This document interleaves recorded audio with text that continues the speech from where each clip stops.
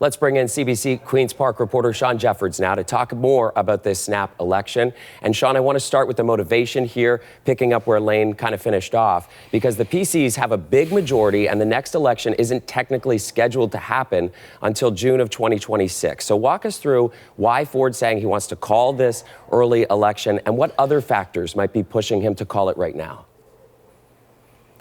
Well, Chris, we have the Premier's statements, which have been plentiful over the last number of weeks about fighting Donald Trump, the new U.S. president, and his tariff threats, 25% tariff on Canadian goods. If those do come into effect, he says he's going to need to spend billions, tens of billions of dollars to help businesses and workers in the province, and he thinks he doesn't have a mandate for that. He wants the permission, effectively, of voters in the province to do that. But there are, as you alluded to, other factors at play here. The opposition parties pointing out that he very clearly wants to run against Prime Minister Justin Trudeau and the carbon tax. And if you have seen any of the PC party and Premier Doug Ford's advertising on television, you'll know that's exactly who is targeted. And that window to attack Trudeau obviously is closing. He is leaving office shortly.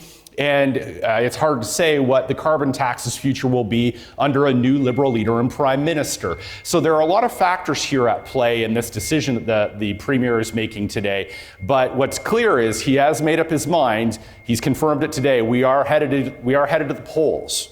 And Shawn, Doug Ford was also questioned today about how this is a bit of a risky call. Remind us of what happened back in 1990 when then Liberal Premier David Peterson called an early election.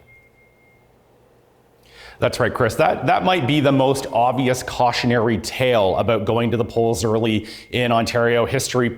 Liberal Premier David Peterson in 1987 won a very big majority, and in 1990 decided to pull the plug early and go to the polls. He was looking out on the horizon, seeing very challenging economic times looming, and got out of the gate poorly, and his message didn't resonate with voters. And in the end, the NDP and Bob Rae were elected to a majority government, and David Peterson, as I say, was defeated. So, certainly that is a circumstance where people will be looking back on. The Premier was actually asked about that today, but he dismissed it. He says, look, these are different circumstances, different times.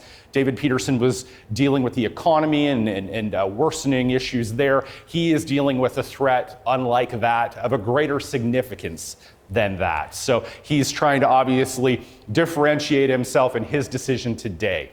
And you already mentioned the opposition parties, but I want to dig into more of what they're saying, because they are trailing in the polls and have fewer candidates ready to go. So it may be no surprise that they are unhappy about an early election call, but tell us more about what they're saying.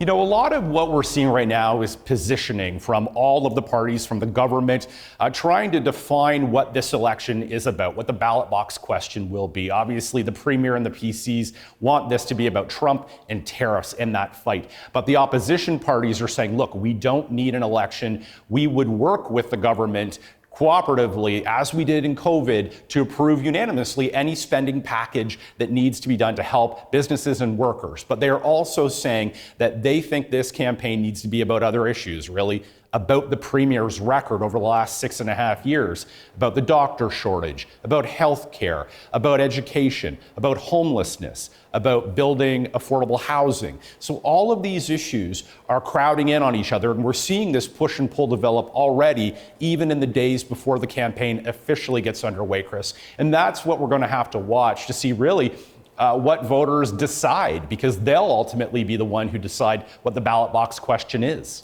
And now that the Premier has made it clear that what our sources were reporting yesterday, that the Premier was going to be calling for this election next Wednesday, now that we know that that's happening, the election readiness machines certainly are going into overdrive. And we know that the PCs are holding what's being called a super caucus meeting this weekend. What more can you tell us about what's happening there?